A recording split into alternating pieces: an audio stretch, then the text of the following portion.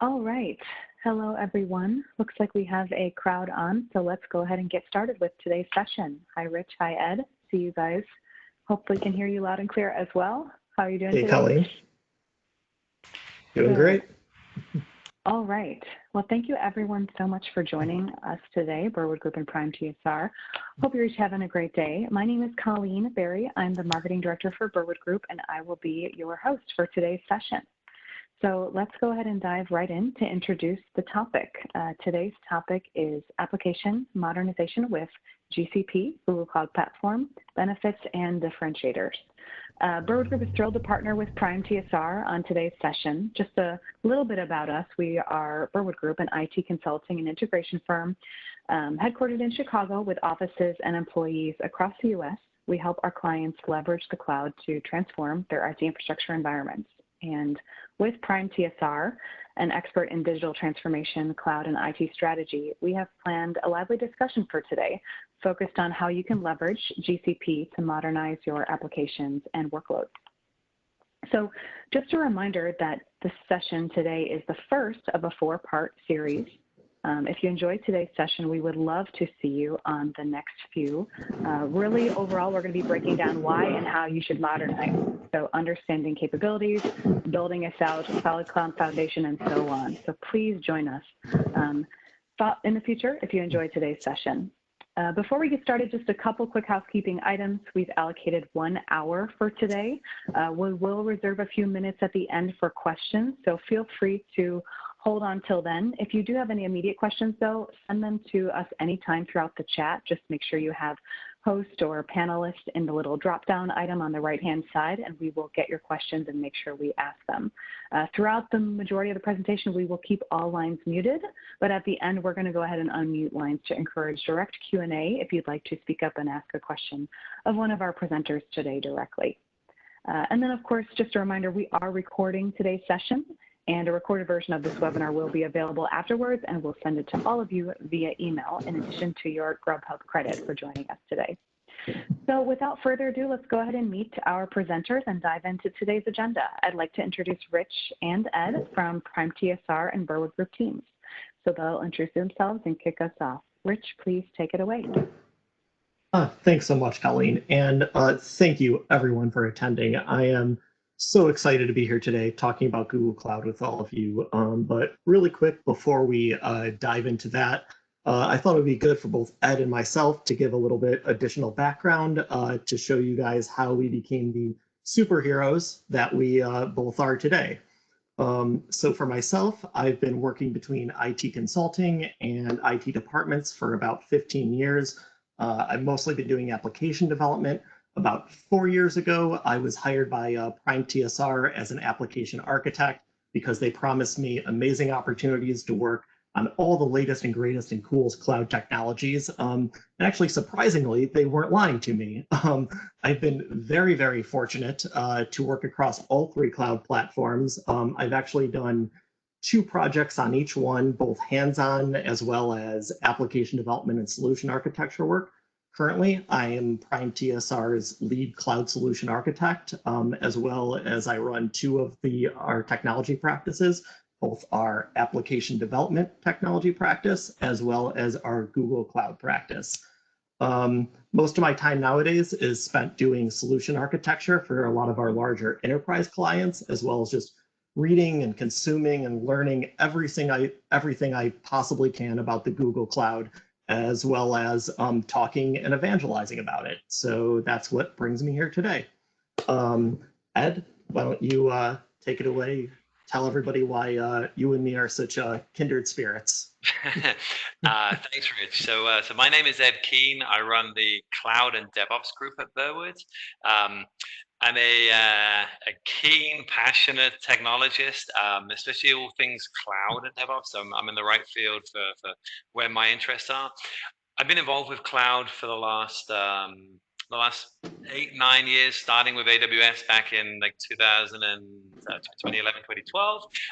My background is all in software companies, so helping software companies take advantage of the cloud, modernize how they're building applications, building their infrastructure, and doing software delivery. So my cloud background started with AWS, and then it moved on to Azure at my last place. We were building a SaaS platform, all running in Microsoft Azure.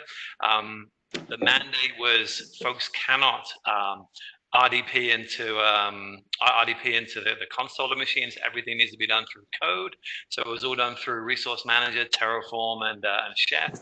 And then here at Burwood, where I've been with for the last 3 years, we are focused on helping to modernize our enterprise customers, how they deliver IT services, how they build infrastructure, helping teach them the concepts like infrastructure as code, evangelizing DevOps within their companies, and then working with a lot of greenfield software startups, which is a lot of fun as well, helping them take advantage of all the cloud services. So a lot of those services we're going to run through today and in the rest of the webinar series.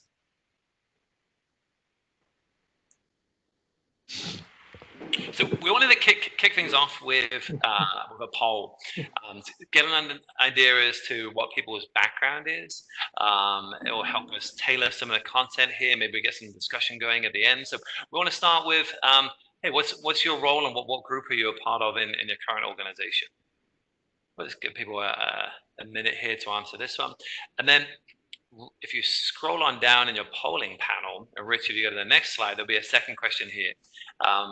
Application modernization means a lot of different things to different people. So kind of curious, what do people primarily and instinctively think of when they hear application modernization? So there should be 2 polling questions, 1 and 2. Bunch of different answers for them. The second question here is a multi-select, so you can select all the relevant ones for what application modernization means to you, or up to 3. All right, so we should be able to close this out. It gives people plenty of time.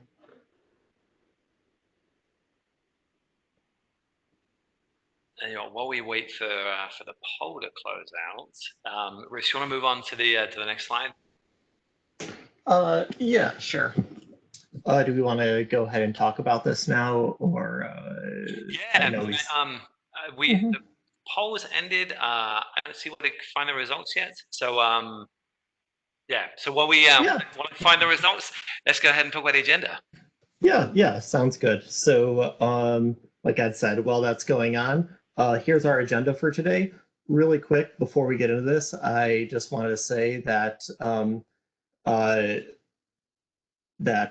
know a lot of you today are going to be here just looking at finding out more information about the Google Cloud in general, or maybe you're looking at building an application from scratch. I think that you guys are going to get just as much out of this as the people who are here who might have an application in the near or long term that they want to modernize. Oftentimes fixing an application, especially these days, really requires fixing the underlying platform. And in the cloud world, as we know, the underlying platform and the application itself have been very tightly tied together.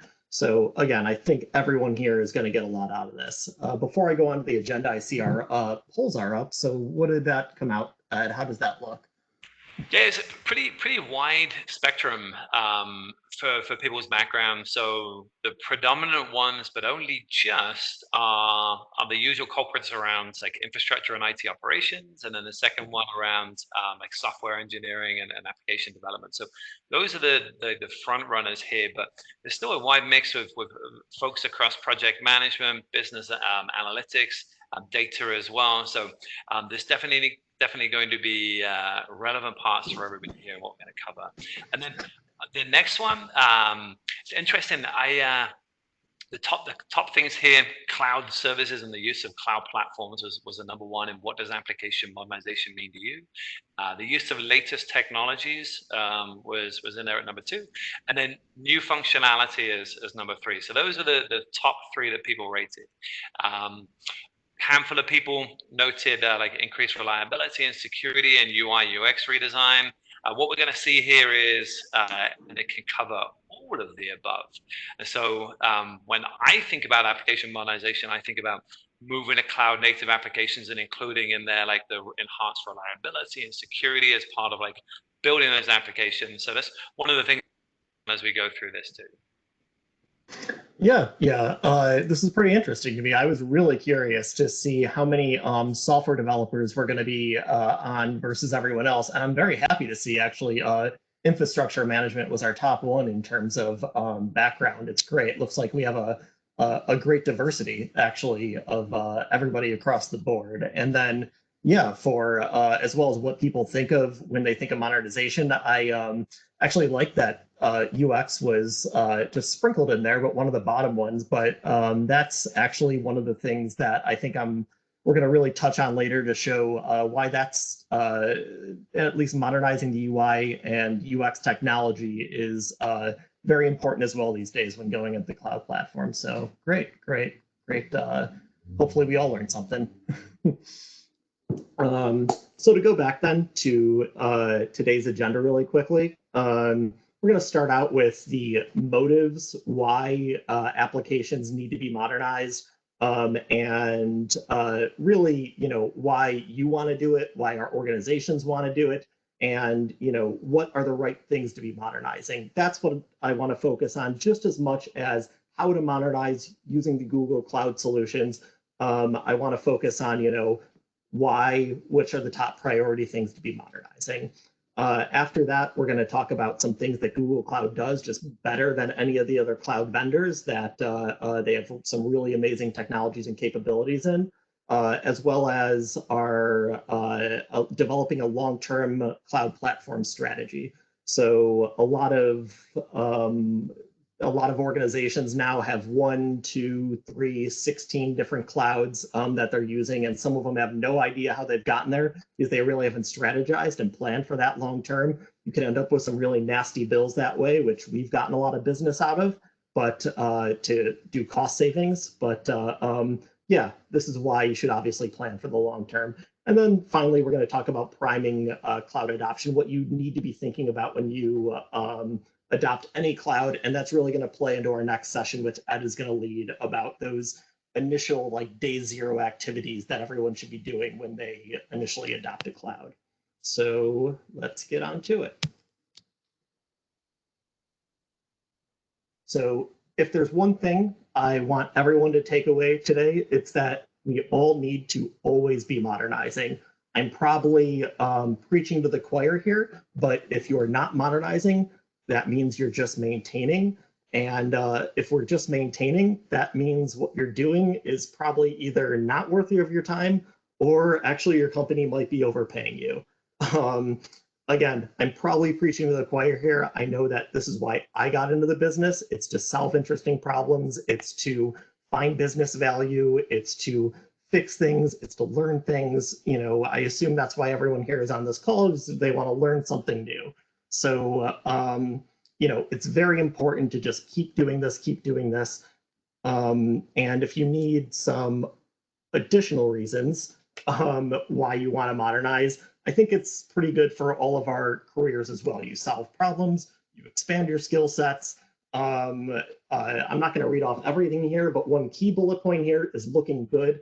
I think that took me a little while to figure out in my career, is that no matter how well you solve problems and decrease costs and build yourself out of a job, if you're not getting the credit for what you're doing, no one's going to know to give you bigger and better and more interesting problems to solve, which is really my goal, to continue to gain trust to solve those big problems. When I started out, my problems was I needed to move pixels back and forth, and I was very excited to be able to successfully do that. If I had to do that now, I think it'd be pretty boring. My problems now are concerned with moving terabytes of data back and forth, and those are the interesting problems to me. And I hope 5 or 10 years from now, moving terabytes of data back and forth is boring to me with whatever I'm doing. I think a key takeaway here for me, Rich, is that it doesn't matter what level in the organization you're in, or or part of your stage in your career you're at, right? Whether you're just getting started or you've been in leadership for the last 20 years, like the idea of continuous innovation is key and is super attainable. So for somebody who's like just starting in their career, that just started in a new role, like bringing new ideas and going out on your own to find like innovative solutions is what as a leader, like I look for, and it always just brings a smile to my face when my team members do that. And then as a leader, I'm also trying to do everything that I can to stretch my team and teams and the customers' teams that we work with to continuously innovate, and so to not rest on our laurels. So again, no matter what level you're at in your career, there's always something that you can do here around innovation and modernization. Absolutely. Couldn't have said it better myself.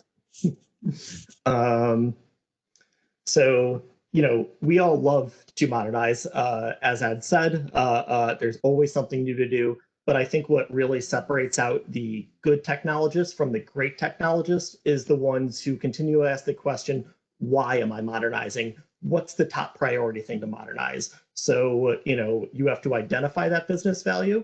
You have to measure that business value, and you have to prioritize that against other things that you can be modernizing. We all love to go and fix things. I certainly do. But unfortunately, we don't always get to work on the things that we want to. It should always be driven by business value, because if you don't drive it through that, you're going to end up modernizing the wrong things for the wrong reasons, and even potentially the wrong way. So again, we're going to be focusing a lot on the whys of what you should be doing, as well as how you should be doing it. So now specifically to what are your motives to modernize an application. A legacy application, I'm sure everybody knows, has a litany of potential issues. And one point I want to make here is that any of these could be the highest priority piece to modernize at any given time, given a company situation, and given what their business is and how it impacts their business.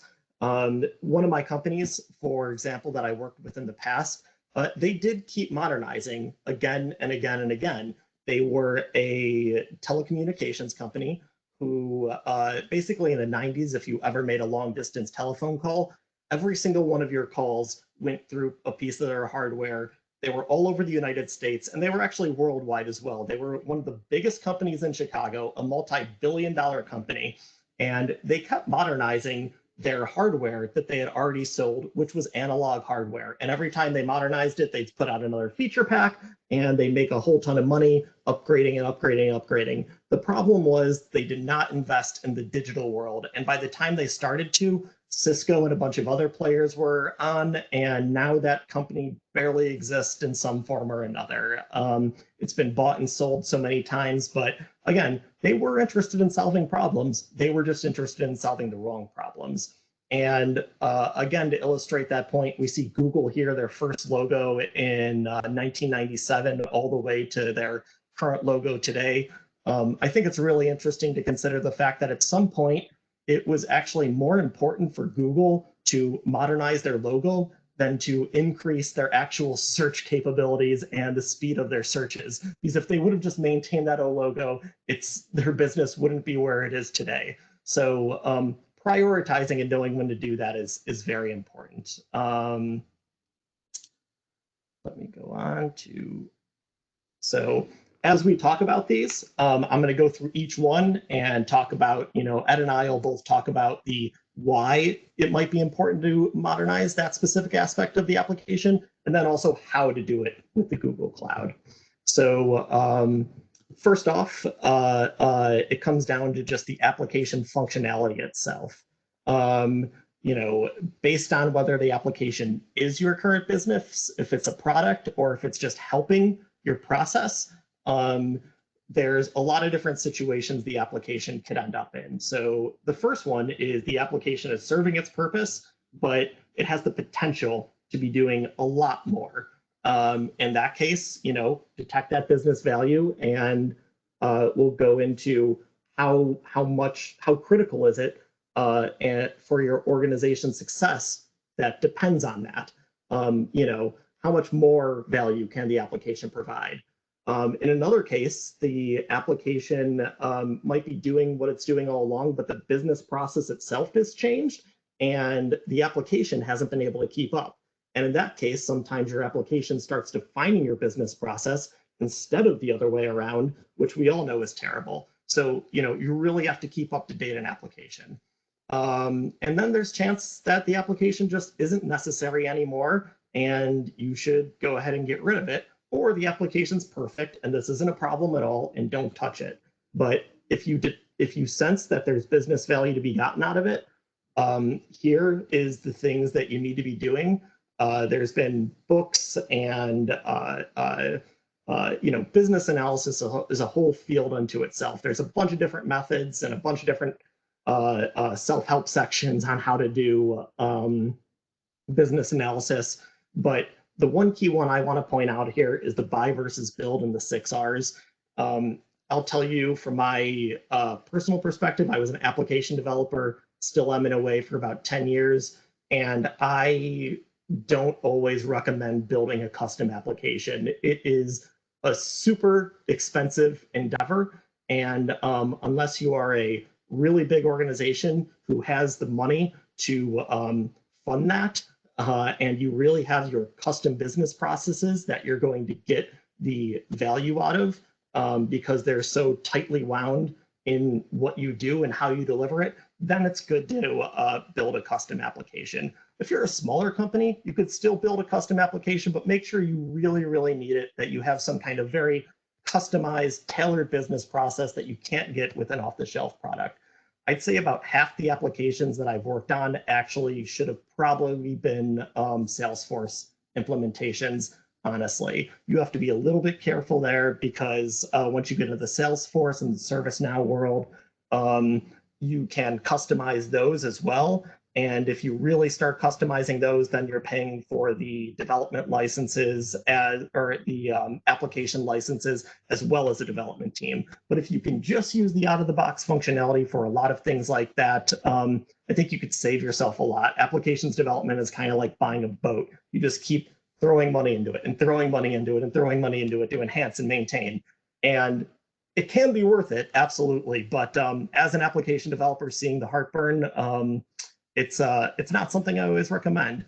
Anyway, the 6 R's, if you guys aren't familiar with this, really quickly, if you're just trying to decide what to do with a legacy application, go through, ask yourself, rehost, replatform, repurchase, refactor, retire, retain.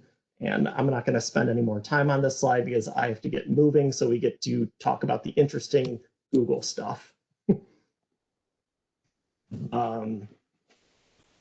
So another problem with a lot of legacy applications is the user interfaces can just, go out of date. And the first question that I love to ask when I'm working on a new application is, who's the target audience? Is this a B2C application? Is this a B2B application? Or is this a B2E application? Obviously, if it's a B2C application or a B2B application, the user interface is critical. It is part of your business. It's your whole image as a company, and almost nothing is more important than that. So you understand how critical the user interface might be.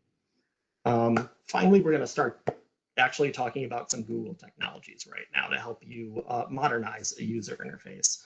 First, Firebase, if you haven't heard of it, is a mobile, more geared towards mobile application development, but it is used for cross-platform development as well, mobile, tablet, desktop.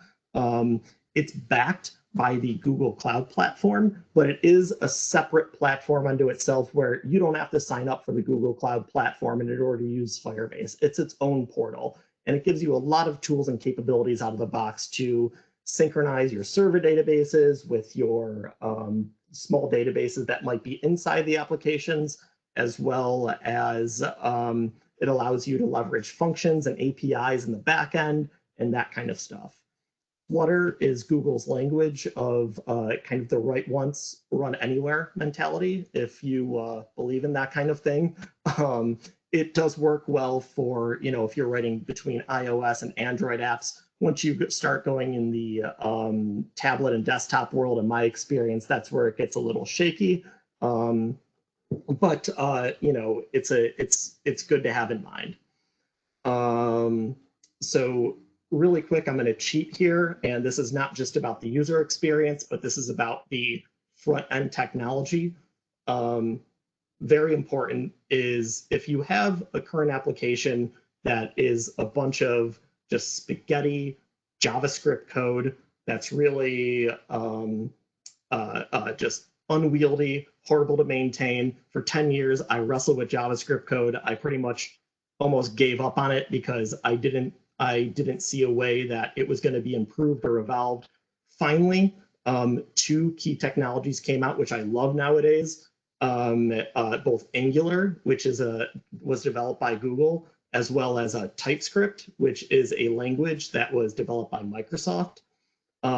Using these two together really can make your front end code as structured and using the same design patterns and using basically your front end code is going to be no messier than your back end code, at least, which is an improvement considering how JavaScript used to be. There's also two other reasons why to modernize this.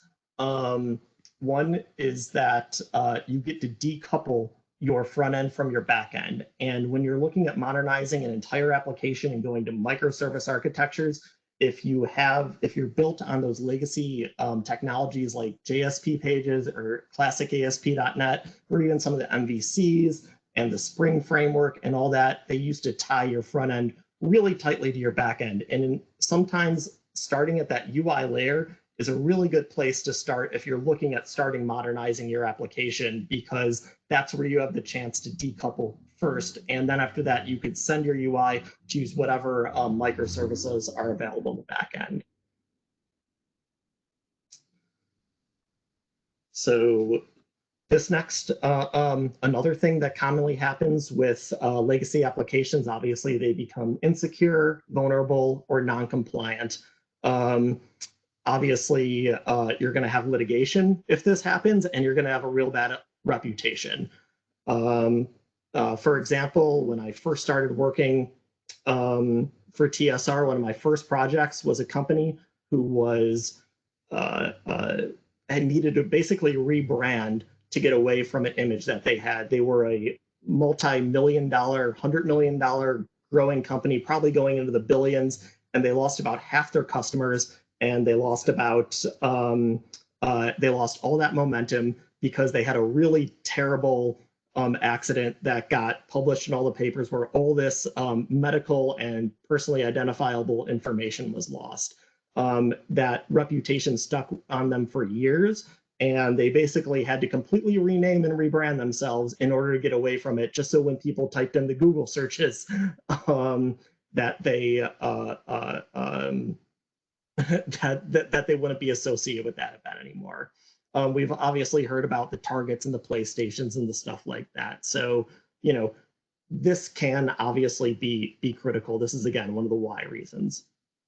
And here's everything in Google that Google provides to help you lock down an application once you build it. Obviously, there's the basic identity access management, authentication. There's VPCs and VPNs. They have the encryption mechanisms, key management systems, both on Google, and you could bring your own keys. They have security scanners to make sure that your web application isn't vulnerable of any web attacks like SQL injections or DDoS attacks. They actually have an entire platform now called the Security Command Center, which are able to get a complete view of everything happening in within the Google Cloud platform from a security perspective. And then there's also the Cloud Operations platform. It used to be called Stackdriver, if you're familiar with that. But basically, that's where all your monitoring, your logging is, your alerting. You get a really good sense of that. Ed, anything I forgot here to add in terms of security? No, I think just calling out that a lot of this stuff is available out of the box and either turned on out of the box or with some minimal effort and configuration. Not to say that it doesn't require kind of combing through it and digging in deeper to optimize it, but at least getting started with it is very easy. Around the security command center, Stackdriver. Stackdriver also has some APM functionality as well around trace and debug too. So a whole host of tools that Google and the other cloud providers provide right out of the gate. Yeah, absolutely. And, you know, a lot of the time security people focus really on, hey, is it safe in the cloud? That was one of the arguments, you know, a number of years ago. It's one of the first arguments that comes up. People are really feeling more comfortable with it. We work for some federal clients now who are using clouds without any problem. Deutsche Bank, Lufthansa, Sabre, they're all using, you know, cloud technology now. People have realized, you know, it's that joint security model. As long as you're doing your due diligence, it's just as secure, if not more secure, than in your own data centers. So another common reason to get to the cloud quickly is if the platform you're building on itself is just completely unstable.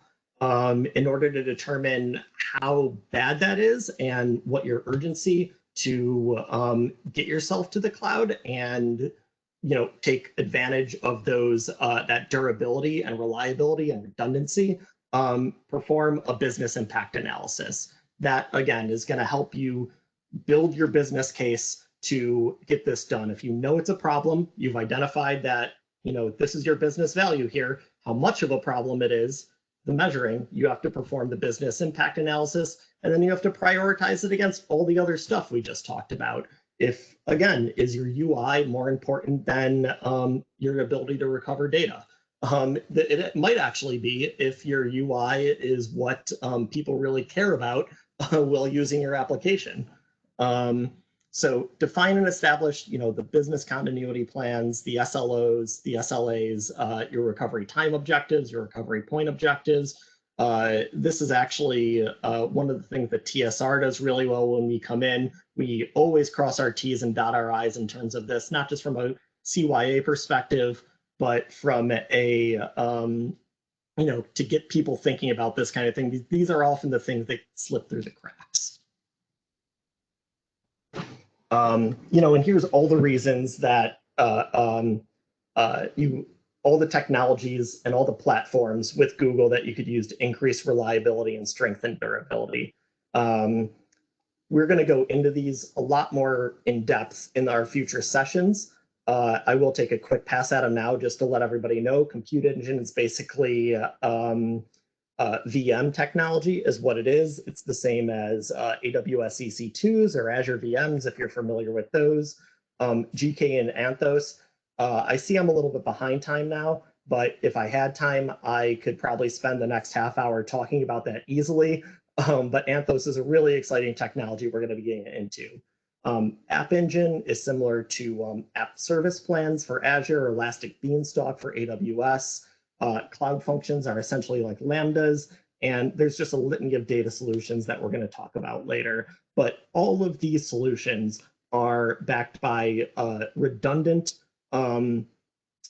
platforms that are easily configurable to where, you know, all of these dots on the map there are 3 data centers for each one of those dots that are completely disjoint. So if one goes down, you automatically fail over to the other 2 data centers. And most of the time, that's just out of the box, spinning up any cloud service at all.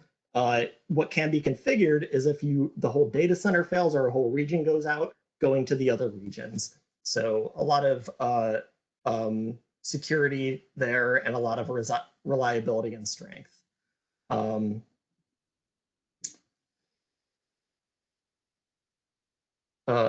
Actually, yeah, I'm behind on time, so I don't have time to tell my cool, fun stories. Need to get moving.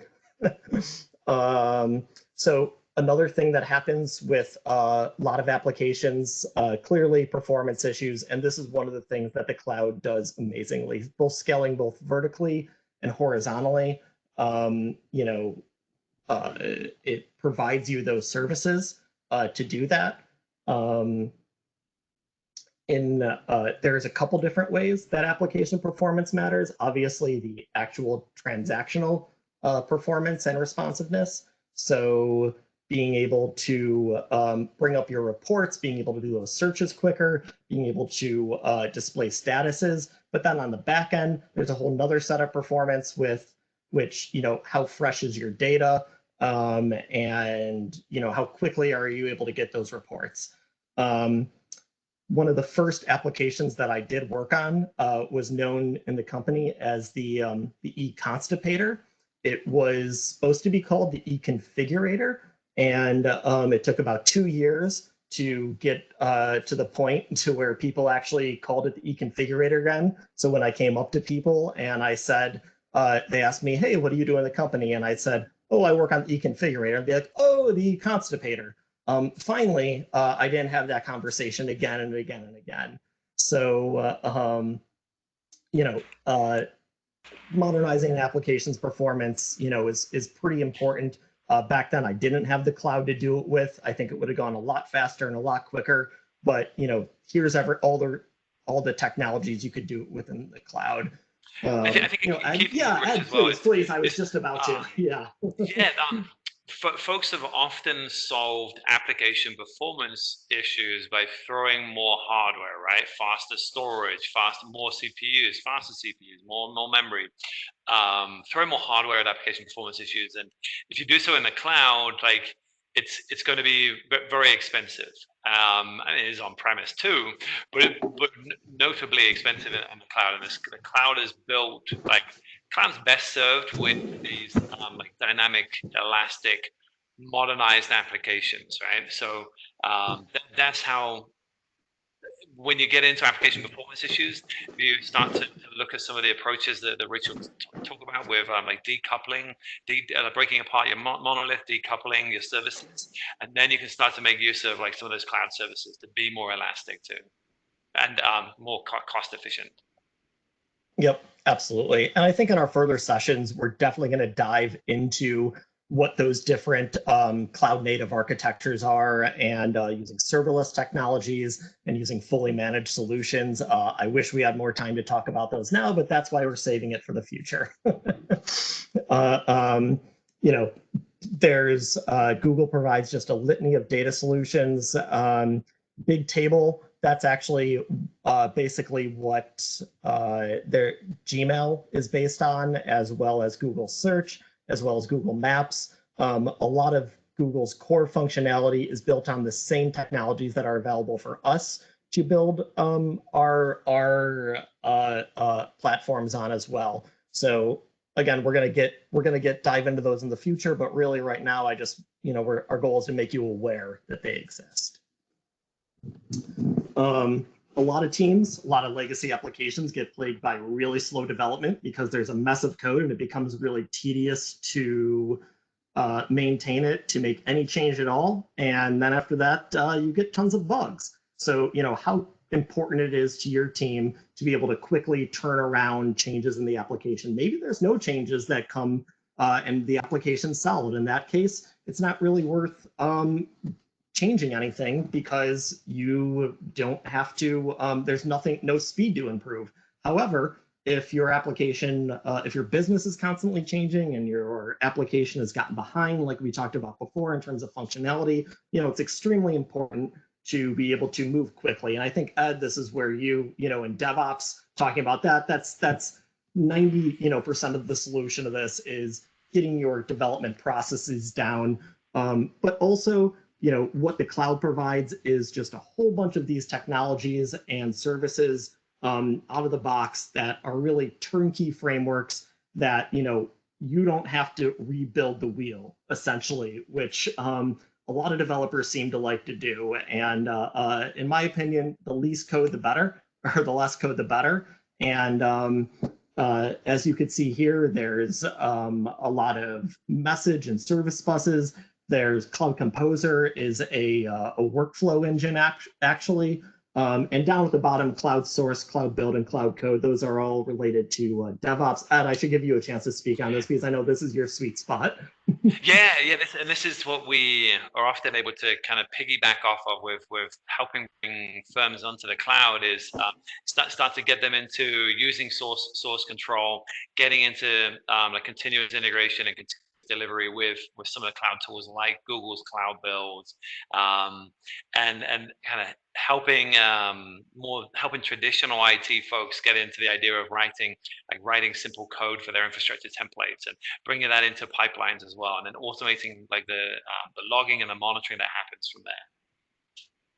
Yep, absolutely. And where would Batman be without his utility belt to help him fight crime and solve all the problems? He wouldn't be the superheroes, that he is today. I think this next section, you're gonna you could take it from here. You were gonna tell us a lot about the industry-specific services.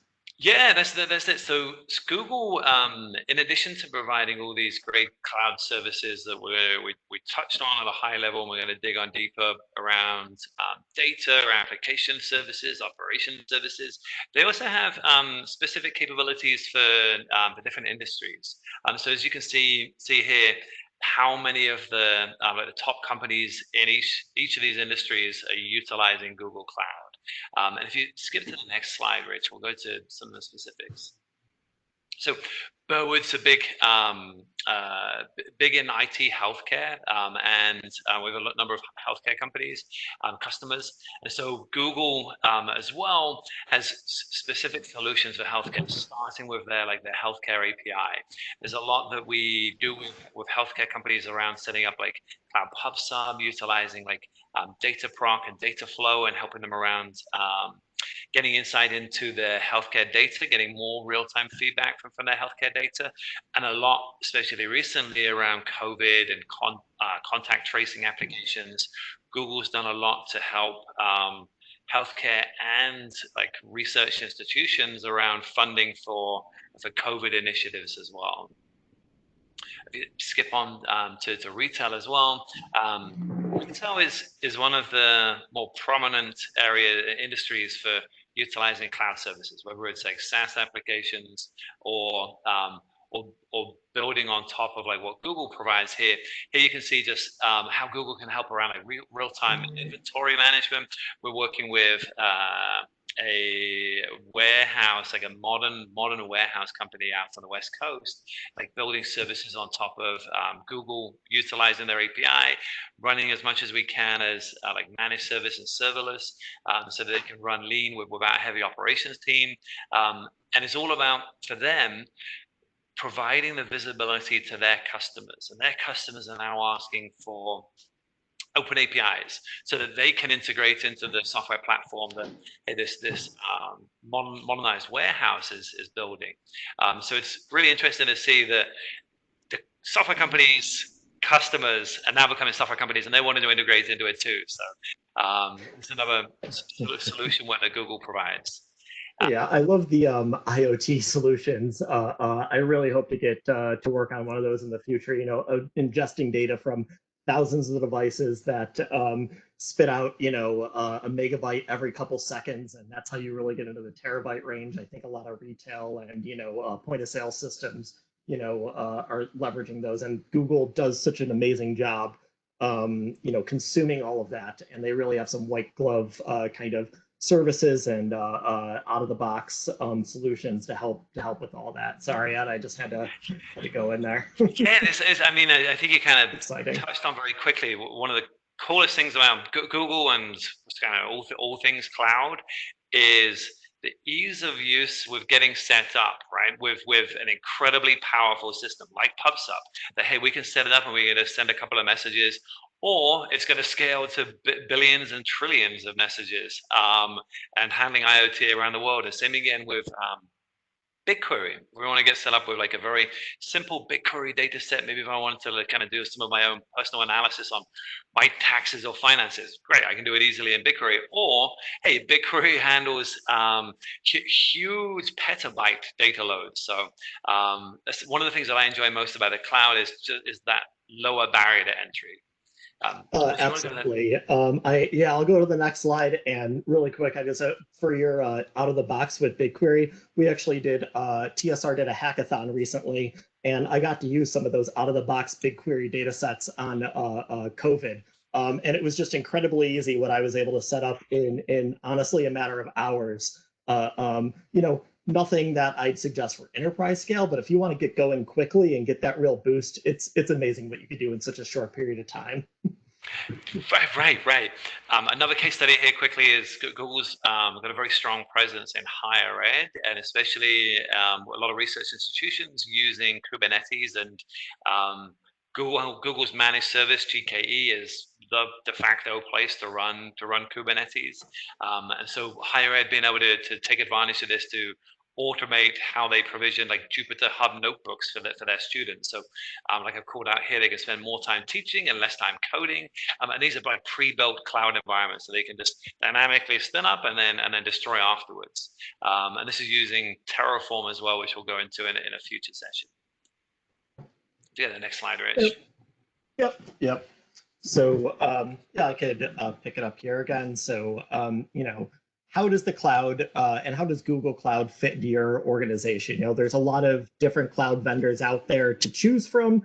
And, this is the way I look at it, at least in terms of how do you select your one or many clouds. These are the 4 categories I break it down. What's your business alignment look like? What are the financial incentives and the cost structures? And then what's your technical identity as a company? Who do you want to be? Do you want to be a little bit more in the open source world, a little bit more in the commercial world? What technology stack are you using? And after that, just the pure technical capabilities, because if you're going to AI, for instance, Google is, we're going to talk about this, but Google's a well cut above everybody else. So I have just little, some information on each. So business alignment, business partnerships, sometimes these are very valid reasons to select a particular cloud.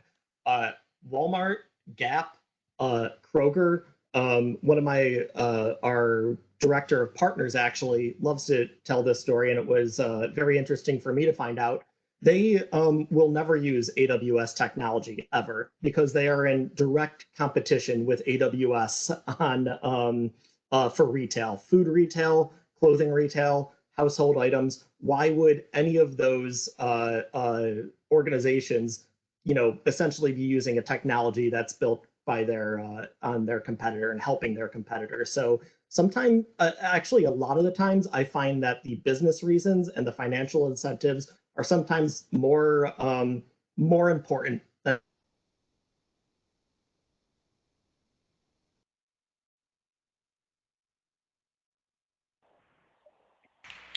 Oh, Rich, I think we lost you just then, Ed.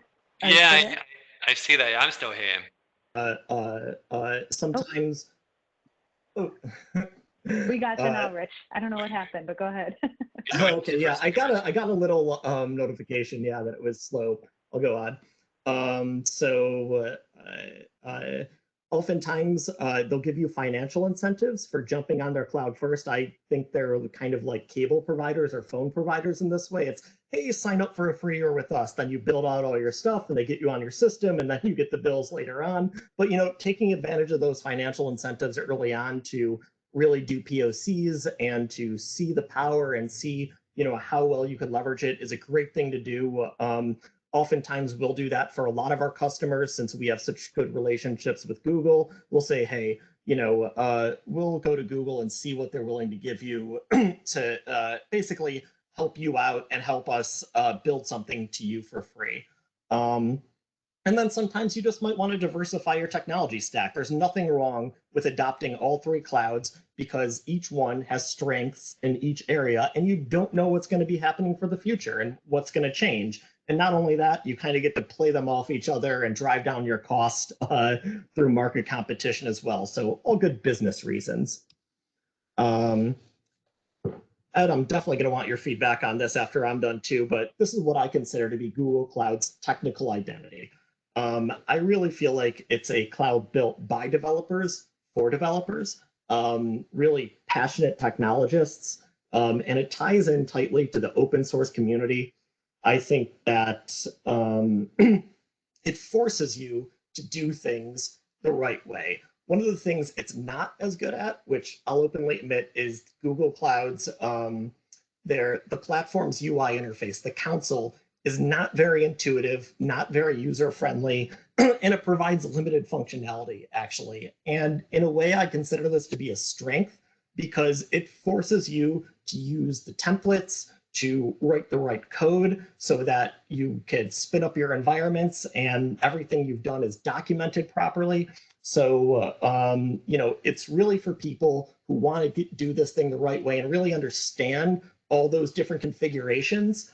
That to me is the identity of Google Cloud, because I've been to a couple companies where somebody hired, somebody who said they were an Azure architect or they have experience with Azure. And yes, they were able to log in and they were able to click around, and it's really easy to get yourself spun up there. I'll admit it happened to me too. The first time I realized I could spin up a whole infrastructure and application myself, I was very excited. But of course, I quickly realized that I have little idea what I'm doing in this area, and anything I spin up is going to be either not as secure or not done as properly as an actual network or infrastructure guy. And this is, to a larger point, exciting for me because we're really breaking down those silos. I feel like everybody is kind of slowly becoming developers, and developers are also slowly becoming network and engineering guys, and we're all able to work together and collaborate a lot better. So really quickly, containerization, as Matt mentioned, if you're doing anything with containerization, Docker, Kubernetes, etc., this is Google Cloud's your place to play around in. They do it better than anyone else. Ed, what are your thoughts on the cloud's technical identity? Yeah, I think you nailed it with a lot there.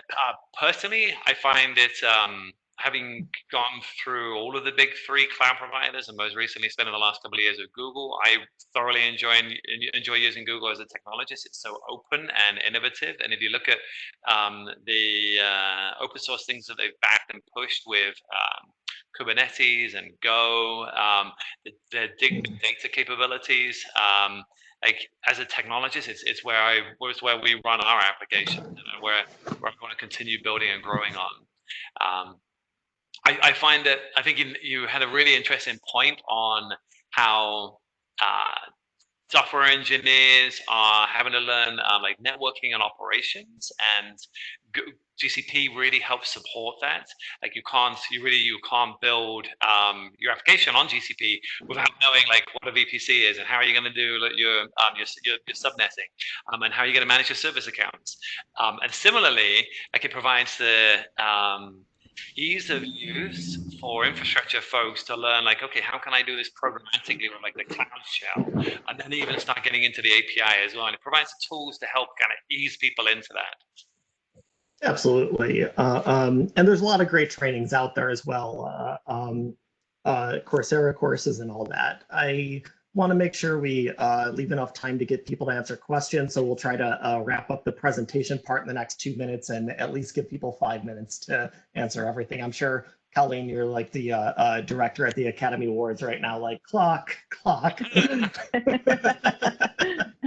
Sorry, once we get talking about this stuff, it's just really easy, to keep going. And to that point, I don't get to talk as much about Anthos as I would like to in this session, but I know we have 3 more hours, Ed, so somewhere in there, I'll get to really dive into it. But that's one of the thing, multi-cloud, if you're looking at doing multi-cloud environments or slowly moving up your application to the cloud, and you don't want to do just a simple lift and shift, but you also want to use cloud native services, Anthos is the way to essentially do that. And it's a really cool technology. Google's network is by far and beyond the fastest network. They're the only ones who guarantee your data will get to you within milliseconds, no matter how archive or cold storage it is. That first byte, time to first byte is milliseconds with Google, whereas some of the other cloud providers, it's minutes, if not hours. AI, I shouldn't even have to say it. Google is just, their services are well far and beyond in AI, and as well as data science, which kind of goes along with AI. but their notebook technologies and their data analysis using things like MapReduce and Spark. And again, a lot of those technologies that are a little bit more on the open source side of the world. Google essentially invented a lot of those technologies, honestly, and a lot of the other clouds are using them, just put wrappers around what they've already done and have those services. Ed, anything you could think of here about differentiators? No, nothing else to add yet, Rich. Yep. Oh, wow, we still have the poll questions. We can go through these if you, so everybody will see new poll questions come up around your current or your organization's current cloud footprint and your long-term cloud strategy and where you want to be. And I guess, well, we can keep these polls open for a few minutes and move on to wrap this up in Q&A.